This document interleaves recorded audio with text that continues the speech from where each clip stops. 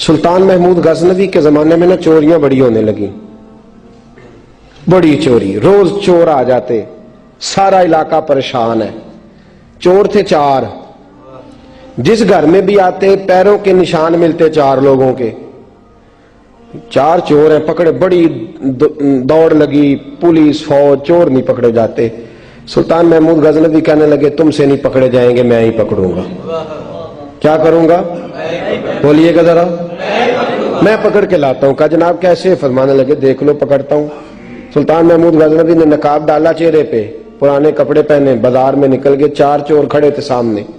سلطان کو دیکھا تو دوڑنے لگے۔ آپ فرمانے لگے دوڑو نا، انا باشر مثلکم، میں بھی تمہارے جیسا ہی ہوں، میں بھی لباس آدمی پہنا جہان آدمی سمجھا۔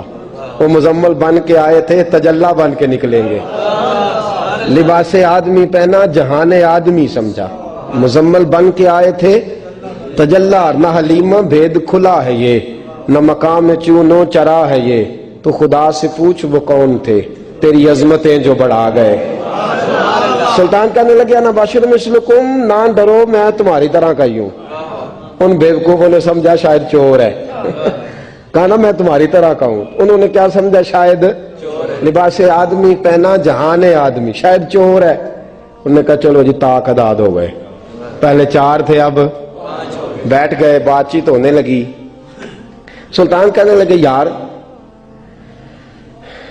چور ہو تم بھی، چوریاں کرتے ہو، تو کتنی چوریاں آج تک کر لی ہیں؟ کہنے لگے بڑی کی ہیں یار، لیکن کوئی نہیں، تھوڑے سے پیسے ہوتے ہیں 2-4 دن میں ختم ہو جاتے ہیں۔ سلطان کہنے لگا چلو یہ تو بتاؤ کہ کوالٹی بھی ہے تمہارے اندر؟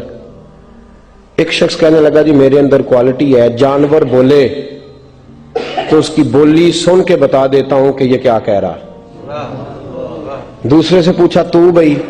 کہنے لگا جی میرے اندر کوالٹی ہے کہ جتنی مرضی اونچی دیوار ہو، رستہ کوئی نہ ہو، میرا کام ہے چڑھ جانا۔ تیسرے سے پوچھا تو بتا؟ کہنے لگا میری خوبی یہ ہے کہ میں سونگ کے بتا دیتا ہوں پیسے کہاں رکھے ہوئے ہیں۔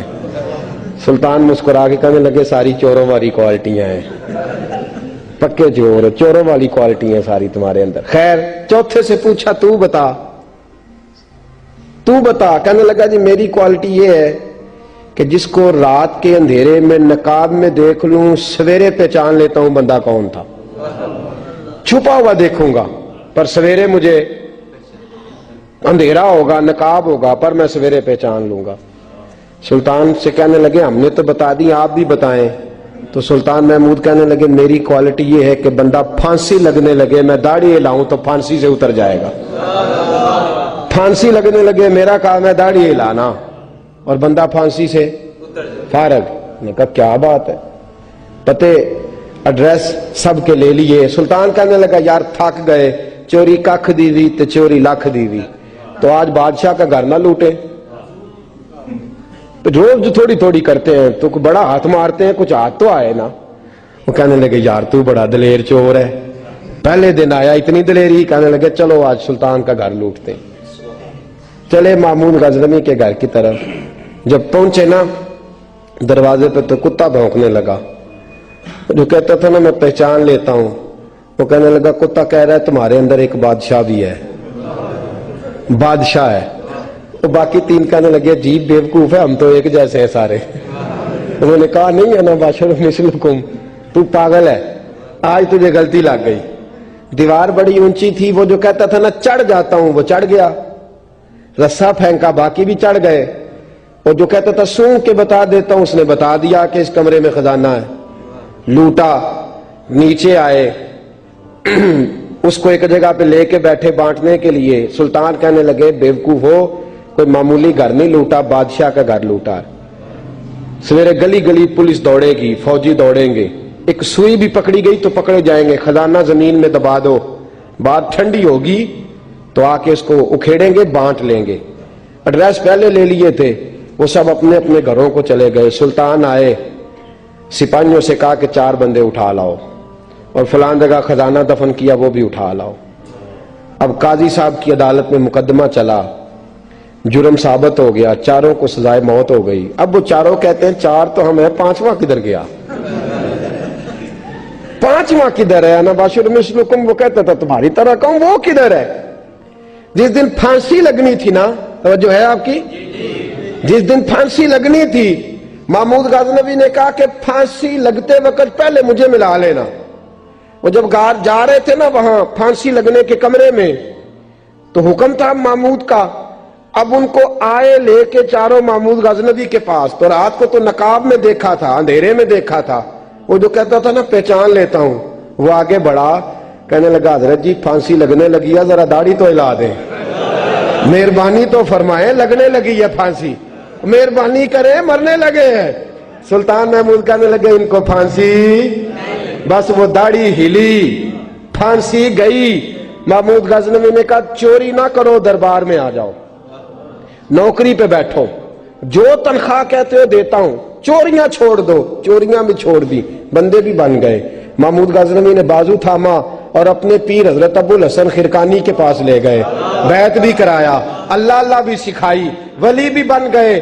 مولانا ابو نور صاحب علیہ رحمہ فرماتے ہیں بس یہی بات ہے, ولی اندر ہی پھرتے رہتے ہیں, اندر ہی گھومتے رہتے ہیں, لوگ سمجھتے ہیں ہمارے جیسے ہی ہیں. بس تعلق ٹھیک رکھنا, قیامت میں پھانسی لگنے لگے گی, ان کی داڑھی ہلے گی, اللہ نجات عطا فرما دے گا. حضرت بریلوی رحمت اللہ تعالی علیہ ہمیں سبق دیتے ہیں, فرماتے ہیں دشمن احمد پہ شدت کیجئے, دشمن احمد پہ اشداء علی الکفار, دشمن احمد پہ ہلکی پھلکی ان کے ساتھ نفرت نہیں. یہ قرآن مجید کا سبق ہے. دشمن احمد پہ شدت کیجئے, ملحدوں سے کیا مربت کیجئے. جو بے دین ہو جائے وہ مربت کے قابل. ہمارا عجیب معاملہ ہے, وہ ہمارے بچے کاٹتے ہیں, ہم کہتے ہیں نہیں بات بیٹھ کے کرنی چاہیے. وہ ہمارے ٹکڑے کر رہا ہے, خون پی رہا ہے, ہم کہتے ہیں نہیں ٹیبل ٹاک کرنی چاہیے, ہم نے بات کی ہے, سفیر کو بلایا تھا. یہ کس قسم کی گفتگو ہے بھائی؟ وہ تیرا خون پی رہا ہے, تو جواب میں کہہ رہا ہے نہیں نہیں وہ ہم نے بات کی ہے اقوام متحدہ میں, کل پرسوں بیٹھیں گے, آپس میں گفتگو کریں گے, صحیح ہو جائے گا مسئلہ. اشداء علی الکفار, اہل ایمان مومن کی پہلی صفت اللہ نے یہ بیان فرمائی کہ وہ کافروں پر وہ سخت ہے. پہلی صفت یہ, من احب للہ و ابغض للہ و منع للہ و اعطى للہ فقد استکمل الایمان او کما قال صلی اللہ علیہ وسلم. حضور نے فرمایا اگر اللہ کی رضا کے لیے محبت کرنا ایمان کا حصہ ہے تو بغض رکھنا بھی ایمان کا حصہ ہے. اللہ کی رضا کے لیے بغض رکھنا بھی, یہ جو جذبہ ہے نا کفر کے خلاف جذبہ, یہ ایمان کی بنیاد ہے. لوگ کہتے ہیں اسلام محبت سکھاتا ہے, اسلام, بھائی کون کہتا ہے اسلام نفرت سے؟ اسلام سکھاتا ہی محبت ہے, اسلام سکھاتا ہی.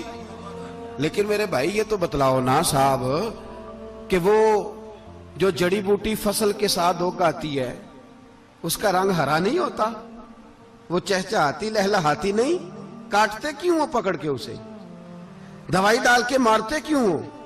اس لیے کہ باقی فصل کو تباہ نہ کرے, باقی فصل کو نقصان. کافر پر جب تو سختی کرتا ہے تو اس کا مطلب یہ ہوتا ہے کہ وہ پھر دوبارہ ظلم نہیں کرتا, وہ زیادتی. ہماری کافر کے حق میں نرمی ہے. سعودی گورنمنٹ کا مراسلہ آیا, انہوں نے کہا جناب ہمیں شکوہ ہے پاکستانی حاجیوں سے کہ حجنے جب جاتی ہیں تو یہ برقع نہیں پہنتی, نقاب نہیں اوڑھتی.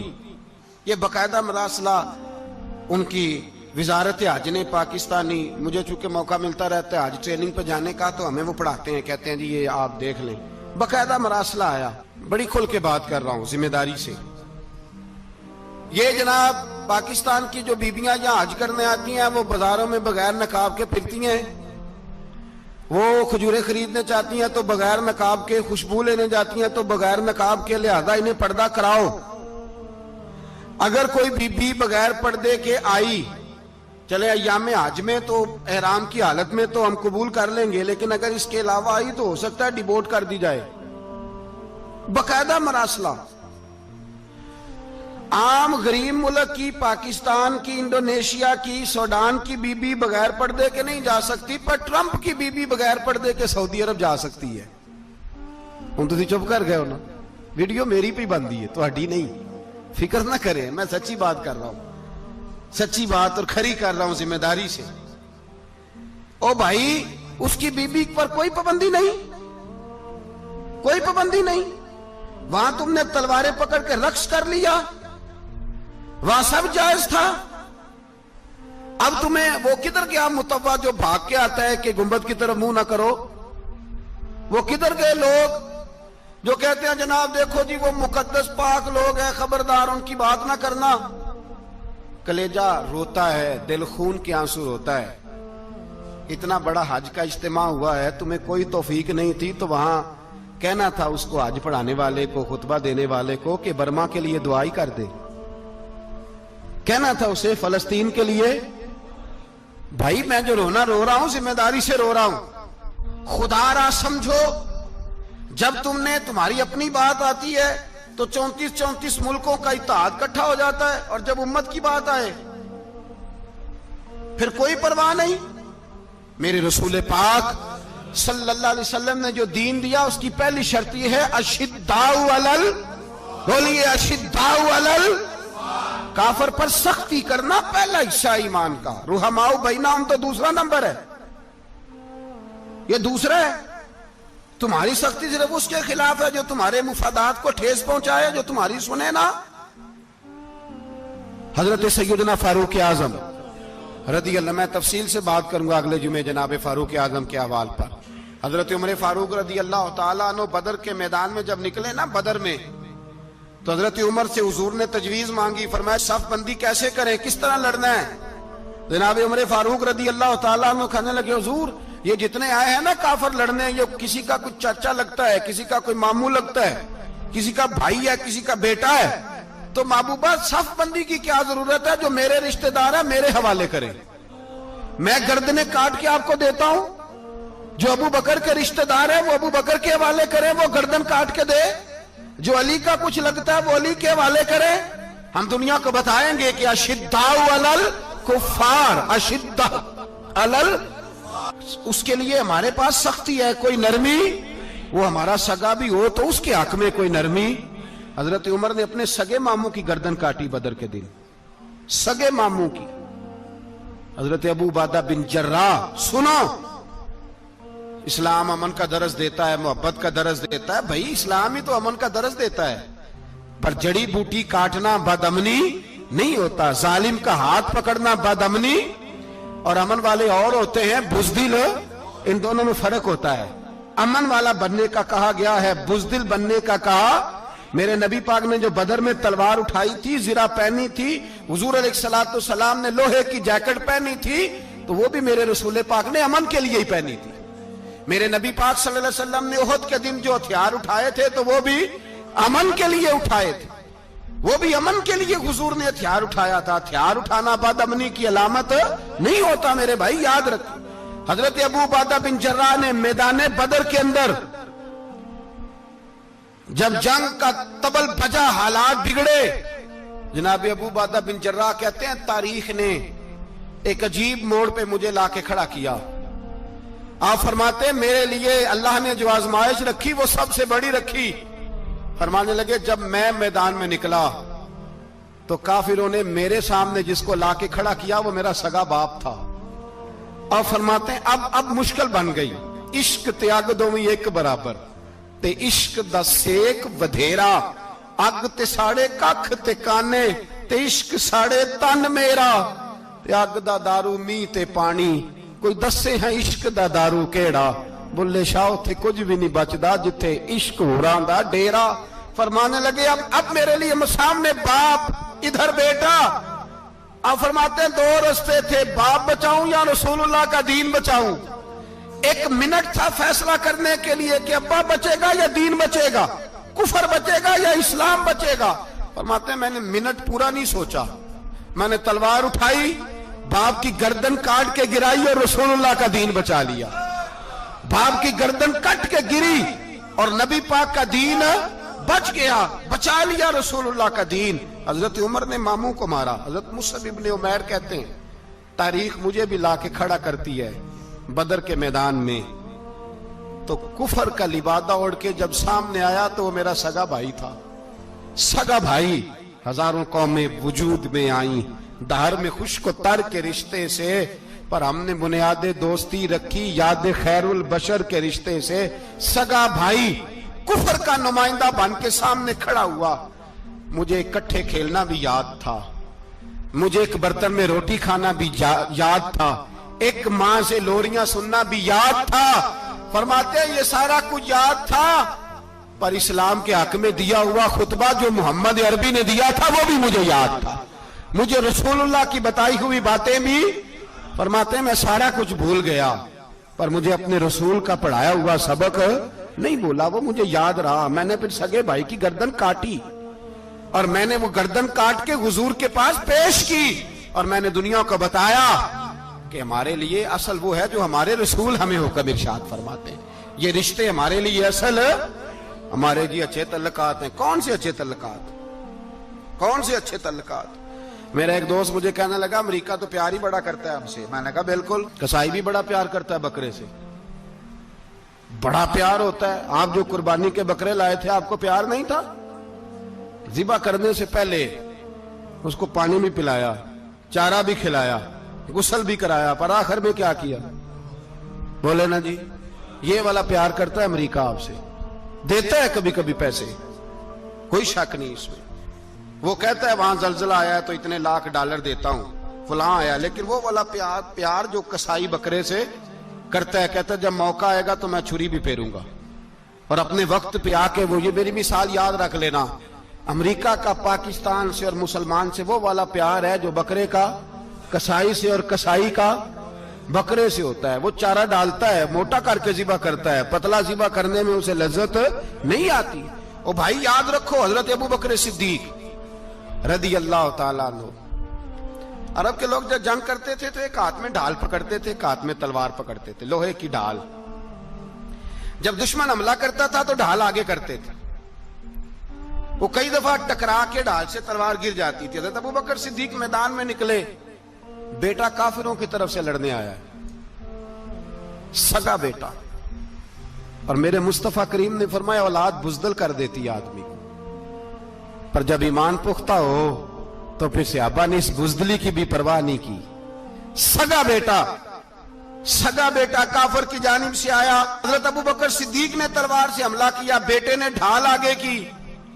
जब साहबजादे ने ढाल आगे की ना तो हजरत अबू बकर की तलवार लोहे की ढाल से टकराई, तलवार गिर गई। अब हजरत अबू बकर ने हत्ते हो गए, साहबजादे ने उठाई तलवार, कहता जब मैं मारने लगा तो ख्याल आया घर तो मेरा उजड़ेगा ना, बाप तो मेरा ही है ना। साहबजादे कहते हैं मैं अबू बकर सिद्दीक को छोड़ के चला गया, बाद में मुसलमान हो गए, कलमा पढ़ लिया। एक दिन घर में बैठे थे तो बात शुरू हो गई। साहबजादे कहने लगे अब्बा जी वो याद है ना जब मेरी ढाल से आपकी तलवार टकराई थी और तलवार गिर गई थी तो मैंने आपको बाप समझ के छोड़ दिया, मेरा ही घर उजड़ना था बाप समझ के। जनाब सिद्दीक अकबर रदी अल्लाह ताला अन्हु साहिब इब्ने शाम ने लिखा है कि अपनी सुरीन पर 2 दफा हाथ मारा, 2 दफा। कहने लगे बेटे तू उस वक्त काफिर था, तूने मुझे छोड़ दिया, मैं जब वापस पलटा था ना उसी दिन उसी लम्हे तो मेरे दिल में ख्याल था कि बेटे ने तो छोड़ दिया है, लेकिन अगर बेटा यूं मेरी तलवार के नीचे आता मैं बेटा समझ के माफ ना करता, कुफर का नुमाइंदा समझ के कत्ल कर देता। और अगर आपने अभी तक हमारा चैनल सब्सक्राइब नहीं किया तो फौरन सब्सक्राइब कीजिए, साथ ही बेल आइकॉन पर क्लिक करें ताकि मजीद आने वाली वीडियो है वो आपको वक्त पर मिलती रहे। अल्लाह हाफिज।